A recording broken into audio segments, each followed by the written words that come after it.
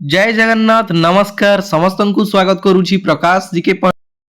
तो फ्रेंड्स आज आपण मानक गोटे बढ़िया जिनस कहबी आपण जानी फॉरेस्ट गार्ड फॉरेस्टर आपनकर एक्साइज कॉन्स्टेबल को लेकिन बहुत सारा पिला चिंतित थिले O3SC रो जो आपनकर सर्वर इशू थिला अप्लाई रे बहुत सारा प्रॉब्लम होतला पेमेंट आपनकर प्रॉब्लम होतला आपनकर ओटीपी आसिया पई बहुत सारा प्रॉब्लम होतला ए सब समस्या रो आपण ऑलरेडी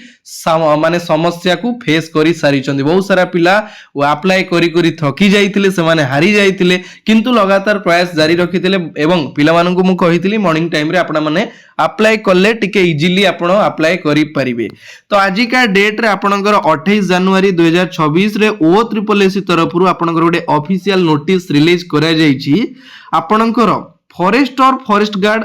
एक्साइज कॉन्स्टेबल रो जो वैकेंसी आसीथिला 7/1 रु आपनकर आवेदन स्टार्ट करा जायथिला 7/1/26 रु एवं तारो लास्ट डेट थिला केबे ना लास्ट डेट थिला आपनकर 31/1/2026 लास्ट डेट थिला बुझी परचंदी माने 7 तारिख रु 31 तारिख पर्यंत लास्ट डेट थिला किंतु बहुत सारा पिलांकर साइट खोलिलानी अप्लाई हेई परिलानी पेमेंट हेई परिलानी ओटीपी आसिलानी दुनिया सारा प्रॉब्लम देखिया पय मिलिला आपण न्यूज़ खोलिले भी आपन को देखिया पे मिलिला साइट खोलुनी प्रॉब्लम होची पिला माने दुनिया जिंसो कोले तो एते सारा जो पिला माने सामना कोले असुविधा सेति पय सरकार कोन करिसंती O3SC तरफ रु हमर गोटे ऑफिशियल नोटिस रिलीज करा जाईची 7/1/2026 रु आरंभ करा जायतिला forester forest guard excise constable रो आवेदन एवं तार डेट को एक्सटेंड करा जाईची बुझी परचंती ऑनलाइन आवेदन रो समय सीमा को बढ़ाई दिया जाईची जोटा कि 31 तारिख थिला वर्तमान 15/2/2026 हे जाईची माने आपनक पाखरे आ 15 दिन रो समय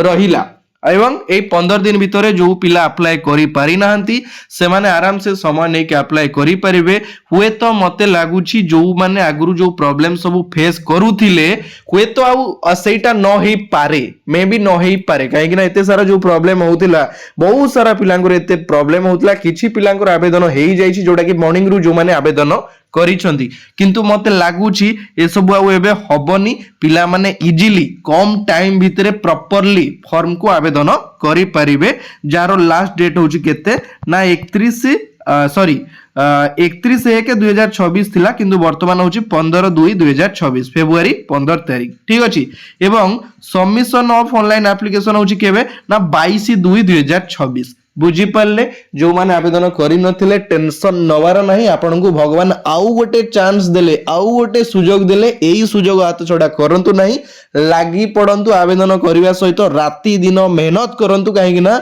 भगवान आउ थरे आपन को आउ गोटे सुजोग दैछंती एवं एई सुजोग ही आपनकर शेष सुजोग ठीक अछि तो सेति पई मु आपनकर क्लास स्टार्ट करि देउछि बुझी परचंती रेगुलरली आपण माने क्लास अटेंड करंतु टॉपिक वाइज सब जिंस कवर करबी टेंशन नवार नाही काहे कि ना एई वर्ष होउछि हमर शेष वर्ष एई वर्ष किछि करिवार अछि ठीक अछि